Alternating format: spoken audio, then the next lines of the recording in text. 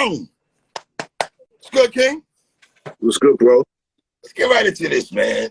So I want to say earlier this week, you had sent me a screenshot or showed me something that Elliot Wilson and Sidebar Watch. I hate to be this guy, but Elliot Wilson blocked your guy, which I don't understand why, because no matter what, we might disagree with certain things, but we gave Elliot Wilson an appreciation. But that's neither here nor there. You feel what I'm saying, King? But Word. You recently sent me a screenshot of Elliot Wilson saying that DJ Drama is the best, mixtape DJ of all time? Yes. I laughed when I saw that. What was your initial thoughts when you first saw that? I laughed. Well, one of the things I was trying to figure out was, what is the purpose? What is motivating him to say something so inflammatory, right, so not true? Right. And I'm saying, Elliot Wilson from Queens, New York, from Queens of all places, right, really understands the impact of the mixtape in the 90s, especially in the 90s, and how it basically shaped. I mean, when you think about the artists who got the first albums from mixtapes, they were New York City mixtape DJs. Clue, Funkmaster Flex, Kid Capri, yes, Ron G, SNS, Ron G, SNS. So no, but I'm just saying guys who took their mixtape street stuff and actually got major label deals. So these guys did all of that. So when he said, I'm still trying to process, why is he saying DJ Drama, who is a mid-2000s, mid-2000s DJ, why are you elevating him as the GOAT mixtape DJ person? Yeah, that's kind of crazy. That's are you? Can you see me? You good? Yeah, I can see you. That part of stuff. Is it? Do you find it mind-boggling too? Because a person like Elliot Wilson, who we knew as YN at one time, said stuff like that when he acts like he wasn't outside, especially when he came from the same era that you and I come from. I mean, when you think about, he was the guy who covered underground hip hop for The Source in the 90s. And then he went to Double XL.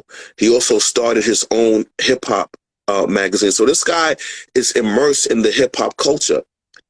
And to me, he said that. Right. And I really, in my heart of hearts, I don't believe he's trolling. Because there's certain things you just can't say when you know they're not true. Well, when you literally know they're not true. We see Puffy compare Rick Ross to Biggie. So, and I believe, and here's the thing, I believe Puffy was caught up in the moment of the Ross run and believed it, because he said the same thing about Lil Wayne. So I believe in Puffy's mind at that moment, getting caught up in the hype, like he was like in it, of Rick Ross's wave, that he really believed it. Yo, Puff, we don't believe you. You need more people, because that's crazy. You know what I mean? So you feel he wasn't trolling on that, right? No, I feel that based on the fact that when the South did this resurgence where they basically became the capital of hip-hop, the biggest artist who defined hip-hop for a decade, he was the guy who did their mixtapes. And this is a conversation you and I had a while ago, was Lil Wayne versus 50 Cent, right? So you have, I guess, some brothers who say they love Lil Wayne so much, and Drama played an integral part on those Gangsta Grills, or the dedication mixtapes, right? Where for me, respectfully, I'm more of a Who Kid, G-Unit type of guy. You know what I'm saying? So, and to me, I would never say that. I would never say I'm a G-Unit Who Kid type of guy. And I'm going to tell you why and show you why. Right. Because you know this. He lived the 90s like me and you. Right. So he knows about mixtapes, right? So when I went and I looked and I said, yo, I just went into the stash just to show the many different kind of mixtapes that we would get, right? So for example, a person that I would never, so I just want to go specifically, a person I would never elevate DJ Drama over is Doo-Wop. I wouldn't either. Doo-Wop used to do, Doo-Wop in the 90s with the Bounce Squad used to be, he was so impactful. He meant so much to hip hop. Think guy like Doo-Wop. So hold we on the that Mobb Deep Doo-Wop joint, I still play to this day. That still gets rotation to this day in 2022 for me. The 95 live Doo-Wop stuff. Fire. Let me tell you, let me give you another mixtape DJ who I don't put DJ Drama over. My man J Love. I don't put with J Love either. Now, people are like, J Love used to have exclusive Mobb Deep and Wu-Tang joints heavy. Another MC from the 90s into the 2000s before DJ Drama was our guy, Cutmaster C, right? So here's the thing why I'm going to get why I would never put DJ Drama over Cutmaster C. Cutmaster C made on the streets 50 Cent hot, Joe Budden hot, off on there, had Joe Beasley on there, Uncle Murder hot. He made them hot on the streets. Heavy Uncle Murder, heavy gravy. Heavy Uncle Murder, heavy gravy. And here's another dude. Listen, Big Mike too to me. He had a lot of exclusives. I always give Big Mike mad props for having all those locks exclusives. I don't know how he got it, but he had all the locks exclusives. So what I was doing is I was basically just I was just trying to talk about 90s mixtapes, how important they were, just to really highlight how absolutely ridiculous Elliot Wilson's tweet was. Because let's be real, Ron G used to do blend tapes. Ron G's tapes used to be like $25, and everybody used to buy them. Kid Capri used to put out mixtapes. Kid Capri was so popular that before Clue had a radio show, Kid Capri had a radio show off of Mixtape DJ. And I want to give those DJ props also, because a lot of those broke artists, like fam, let's be honest, we heard Papoose before, but when he got with K Slay is when he really bubbled to the masses. You feel what I'm saying? So Absolutely. I got K Slay high in the hierarchy of mixtape DJs. You feel what I'm saying? SNS, you know. Before I even get to K Slay, right? Cool. I was looking at my one of my cassettes with mixtapes. One guy who acts like he was not outside at all, but was heavy in the mixtape era. Who? DJ Envy. DJ Envy. Yo, these are mixtapes. Yeah. These are mixtapes. DJ Envy in the mid to late 90s was heavy in the mixtape game. Exclusive whole joint that I used to play on the regular. And then, hold on, real quick. Tony Touch 50 MCs mixtape was one of my favorite mixtapes. Tony Touch 50 MCs. Love that. You went to the 90s and you talked about Tony Touch 50 MCs. He did two of them. The first 50 MCs he did, he put Inspector Deck's Triumph verse on it. The verse Inspector Deck spit on Triumph, he spit on the Tony Touch 50. And then one of Cannabis's, he has one that has Cannabis freestyle, Big L, Cannabis over Freaking You remix, and Big L over the 10 Crack Commandments. That shit. This was incredible. Now, he got Smith & Wesson, he got a Black Thought, he got a Royal Flush from Timbo King, all these other niggas. He had a ill mixtape, man. Now here's where it's really, and I'm still in the 90s. Here's where, when he made that tweet where it was just insulting, you can't elevate DJ Drama over the question mark man. You cannot do it. Now I'm gonna come to the mixtape. DJ Clue, every DJ Clue tape, you had to have it. It was a must. Clue is Mount Rushmore to me. He's in my Mount Rushmore of mixtape DJs is Clue. All the exclusives he had, the Mob joints, he had Children of the Corn joints. I got Clue high. Clue's another one act like he wasn't outside though, but that's a whole different story. But Clue's definitely in my hierarchy, man. I mean, when you think about one of his mixtapes in '94, this is how Clue got on the map with me. He played Biggie going on the radio saying, "Yo, who's this dude, DJ Clue? Yo, we gonna see you, Clue. You leaking my music." And Clue played that on the intro. Do you know how much validity that gave Clue? That Biggie is shouting him out like that? On a battery in your back? Talk about putting Biggie literally put a battery in Clue's back. That changed everything for Clue, because then everybody's like, who's Big talking about? You know what I'm saying? Let me tell you another person who used to do mixtape DJs in the 90s. DJ Evil D.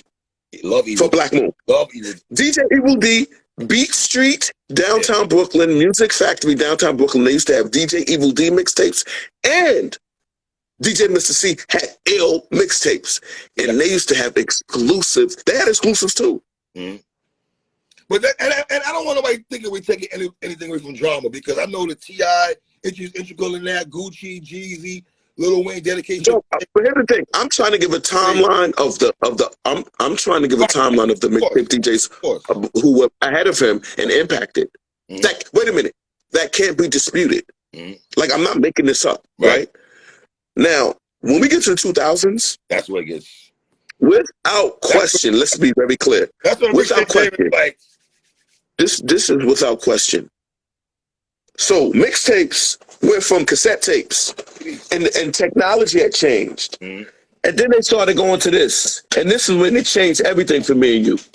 When mixtapes went to the CDs. That's when it started getting ill. When mixtapes went to the CDs. Yo, K-Slay, every week, I'm going to keep it real. K-Slay dropped a Street Sweepers mixtape every week. My Rushmore. For me, K-Slay, my Rushmore. 2000s. Definitely. Yo, remember this one, Jules Santana, Cook Like Coke Crack? Yo, my man. Yo, K-Slay had the ill Dipset mixtapes. Yo, I ain't gonna lie to you. By 2000, this one, honestly, ain't no shade to Clue, but this one K-Slay was kind of like, all right, dog. No, time out. Right now. The infamous back and forth they had with Clue and K-Slay. Remember that? It wasn't a back and forth. It was one-sided. K-Slay sunned him. K-Slay sunned DJ Envy. K-Slay rapped. K-Slay dog walked him, and they didn't want no smoke. They didn't want no smoke. And what made K-Slay so great is K-Slay took the streets. He did. He didn't ask for it. He took it. And he took it so crazy that Hot 97 was like, yo, you got the streets on lock. We got to give you a show. Like, it was that crazy. Didn't Slay break Ether? Yes. They broke Ether. Yes. Now, let me say something. You a mixtape DJ, and Nas hands you Ether. Watch, like, yo, we want to give you. Imagine Nas giving us Ether before the masses heard that shit. And like, for Slay to have that joint though, that's a Mount Rushmore. K-Slay.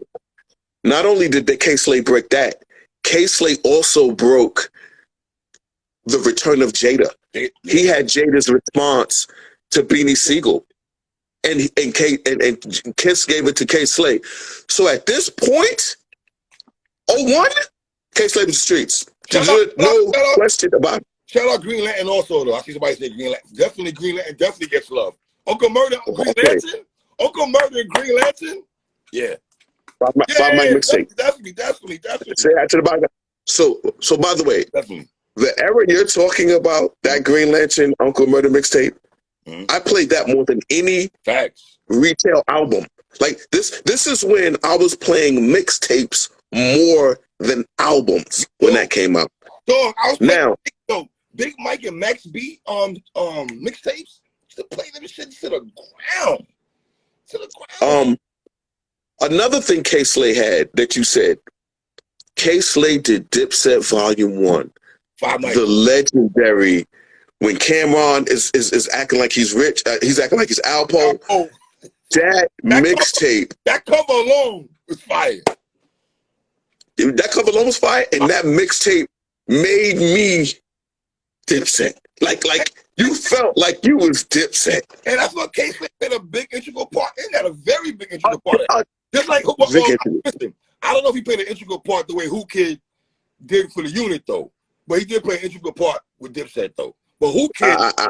I think, DJ, I think he played a very integral part in that, because that's the legendary mixtape, Dipset Volume 1. You know what I'm saying? I give you, but I'm saying just consistency-wise. I feel like after a while, Dipset kind of broke off onto their own in the mixtapes, where Papoose was heavy on mad fucking cool K-Slay mixtapes. You feel what I'm saying? So I look at it. I don't really put Dipset and K-Slay heavy together like that. In a way I do, but in a way I don't though. Well, I'm just saying in terms of K-Slay's impact and why on PSA Hip Hop, it will be a cold day in hell before we say DJ Drama is over K-Slay as a mixtape DJ in terms of impact, in terms of anything you want. Now, am I jumping out the window for saying that? For us, no. For other people, yes, they say we jump out the window. So other people are going to say that a guy who was doing mixtapes in the 90s, in the 2000s, got album deals. Remember, K-Slay is also another one who got retail albums from what he did on the mixtape. Got a radio show. If you're, let's be honest, this is where regional talk gets into the conversation. If you're from a different region, you probably wasn't, if you weren't buying them K-Slay mixtapes like we was. Okay, so now I'm glad you brought that up. I'm so happy you brought that up. Mixtape DJs did a lot of their money out of New York City. Because one thing about New Yorkers is we're all over the country. We're everywhere. All over the South, New Yorkers are deep. And you know why New Yorkers are deep? Because they move out there, they relocate out there, they go to black colleges out there. So there's always a New York area in all the South, and people want to hear the mixtapes. That's why on the Clue mixtapes, he was always shout out retailers from the South. Always. He would always shout out because they were the ones who was moving his mixtapes. But I'm simply talking about the music aspect of it. You get what I'm saying? Because let's be honest, I'm telling you, when we've lived this already. When you start having conversations about mixtape, not the DJs, just mixtape artists itself, right? Some people got Wayne over 50 Cent. That's always a conversation. It's always Wayne versus 50, right? For the mixtape talk, right? Drama played the side with Lil Wayne, and who can play the side with 50 Cent. Some people got Lil Wayne as their favorite mixtape artist of all time, and over 50. I understand that, and I put that on youth, and I understand youthful people. Catholic in age, just play a big part. I definitely understand youthful people who say that, and I have no issue with it because when they were young and they were into the mixtapes, Wayne was the #1 rapper. He's put out mixtapes, so I have no issue with that. Right. But Elliot Wilson is my age. Facts. Everything I just told you, he knows about. Now, there's another mixtape DJ you talked about. Do you put DJ Drama over Big Mike? No, I don't. Explain why. Exclusive, because he had my favorite artists under his tutelage and all his mixtapes from, listen, this is how I look at it. When I get the track listing and I see Locks, J Hood, Chic, like I'm just going, those are cops.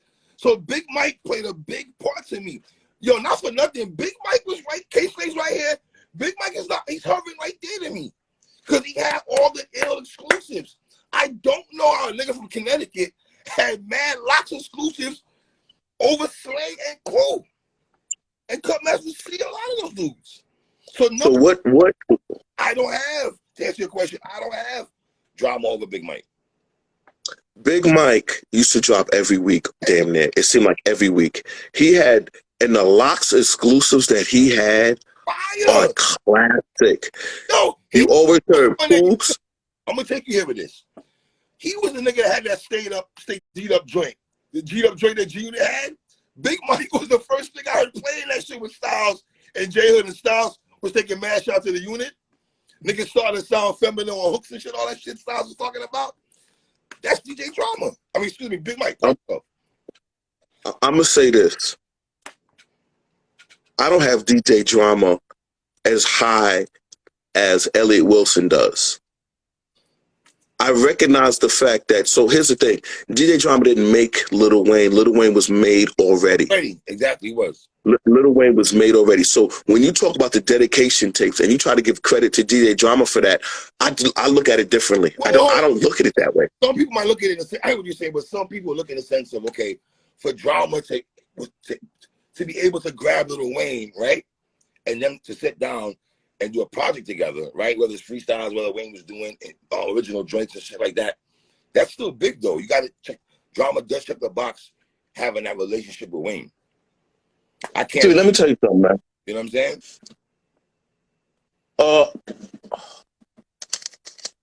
I can't phone that. Yo, I'm literally just picked up. I literally just picked up a stack of CDs, right? And I'm just like, what was I doing in the 2000s? Who was I listening to? Boom. Mm-hmm. Once Upon a Time in Harlem, J Mills. Right. Oh, that's your guy. That's not always my guy. That's your guy. Street Sweeper live at the Drama Hour when K Slade had 50 Cent and Fat Joe call up right after they was beefing. Yeah. And then he put out a mixtape about it. Slade had all the I'm talking about K Slade was that dude, man. Shout out to K Slade, man. Man, love for K Slade, man. For real. K Slade was that guy. This joint had Swagger Jackin' on it, and it also had You Gotta Love It. Gotta Love Max B. And yo, it had the streets going crazy with You Gotta Love It. And it's just like, there was so many mixtapes. Son, for me, Clue, Slay, Who Kid, I'll even give Flex some love because I bought those Funkmaster Flex Volume 1. I love that Charlie Baltimore. No. Time out. It's not I'll even give Flex some love. You know, I will never put DJ Drama over Funkmaster Flex. Give them love. So we haven't talked about Flex. No. I'm saying I don't put DJ Drama over Flex as a mixtape DJ. I don't either. At all. But that's not breaking. The classic. That's not breaking. Let me ask you this. Funkmaster Flex Volume 1. Right. Distributed by Loud. What did you think about the Cream freestyle with Big and the Locks? That was exclusive to Flex. Damn. What did you think about that? That's Rewind 5 more than 5. What up, Lux? That's 5 on material. That's shit that you still play to this day. Mace over Wu-Tang Clan ain't nothing to F with. That's exclusive. That was given to Flex. Hold on. I like the Cameron Charlie Baltimore joint where Cameron is spelling out the words. That shit was fire. That shit was fire. What about before Pun dropped an album? Pun did the freestyle with Fat Joe over Cream. That was fire. The Fuji's joint, Common joint, KRS-One joint. Yeah. So the point of what I'm making is Funkmaster Flex as a radio DJ, he tried to get back into the mixtape game because it was so crazy. So he did this thing called the Big Truck Series. That was fire. He was getting exclusives. So now make a case why DJ Drama couldn't even, the words can come out of someone's mouth where they say he's the GOAT mixtape DJ. I can't say that. I can't put GOAT. I don't even think there's one person you could just label the GOAT DJ or the best rapper of all time. Like that, it's so subjective, and that's just how you feel. I can't put just one person as just a GOAT. I can't say, Clue, you're the GOAT. And SNS, you're the only person. I can't do that. Everyone, and how you and I breaking it down, I love the way we're breaking it down. Everyone played a big part in the mixtape game. So I love that you said SNS. SNS also had exclusives in the 90s. Big time. Big time exclusives. Like, big time. There was so many mixtape DJs that this is why I say success can either make you who you really are or it can change you. But see, to spin back the block on to the South Brothers and shit, when Drama is working with, as you said, in the mixtape game in Southern Brothers outside the early 2000s, when he's working with Wayne, Luda, Gucci Man, and shit like that, you and I, listen, I'm not the biggest Gucci Man fan. If you know me, I got a Jeezy over Gucci. I know some of my Atlanta niggas don't like when I go in that bag, but he played a big part with those niggas also. So I feel like when the mixtape game and T.I.'s outside and Luda's outside and Jeezy's outside and Drama's rubbing shoulders with those Southern brothers for hot at that time, those brothers are gonna, you know what I'm saying? Yo, so shout out to my man, Dirty Joker. You said DJ Lazy K. Yeah, I got DJ Lazy K too, brother. I've got all of the DJ Lazy K tapes. DJ Lazy K used to have exclusive Wu joints. Yeah, Wu joints, OP joints. You're right. And I got Lazy K joints. So the point I want to make is I'm a mixtape fanatic. We don't really talk about how deep I am into the mixtapes or how deep we was into this mixtape stuff, but I copped everything on the streets. Literally. Everything. If there's a mixtape, I copped it. And when I'm looking at my collection, I don't see a lot of DJ Drama. Especially if I go to the 90s. You know why? Because he wasn't outside. He wasn't outside. So when he said that, I was like, this is some real technology. That's a fake word. I wonder if he, see, this is why I wish when you make a statement like that on social media, I wish you'd expand on that more. Why you say that? Just don't put that tweet out there, just run out the back door. Because now I got so many questions. It's 21 questions on some 50 shit. You know what I'm saying? And shout out to you, R.I.P. DJ White Owl.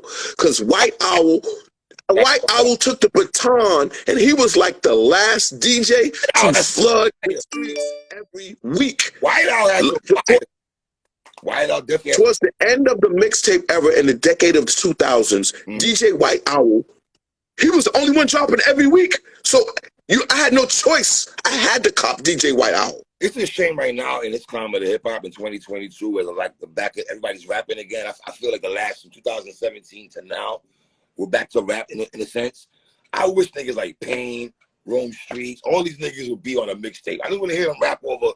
I know Special did his shit when he did his mixtape when he rapped up all the old school beats. I love that. I would like to see more brothers do that. The RJ Paynes, the Rome Streets of the world, Ransoms, all these niggas. You know, Ransom does come from that, of course. But just so the question I want to know is, I want people, is that something that people think? What's that? Do people think DJ Drama is the GOAT mixtape DJ?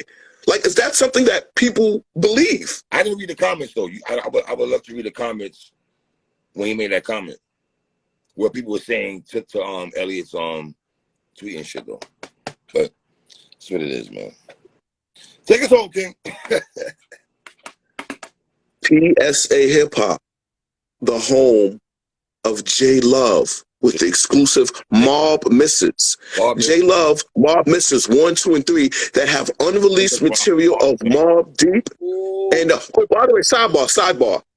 I want to thank Havoc for showing how he makes his beats. On his IG, he shows his samples. He plays the original, and then he plays how he watch this, chopped it up, created it from scratch, but that's and fire, built his beat. It's fire. I love the fact, I love the fact that nigga like Havoc did that though. The reason and you know why I like that Havoc did it? Because I don't think people, when they think Havoc, they think that he's this dude in the studio creating and cooking up these incredible beats, and that he's digging in the crates, getting these ill samples. Yep.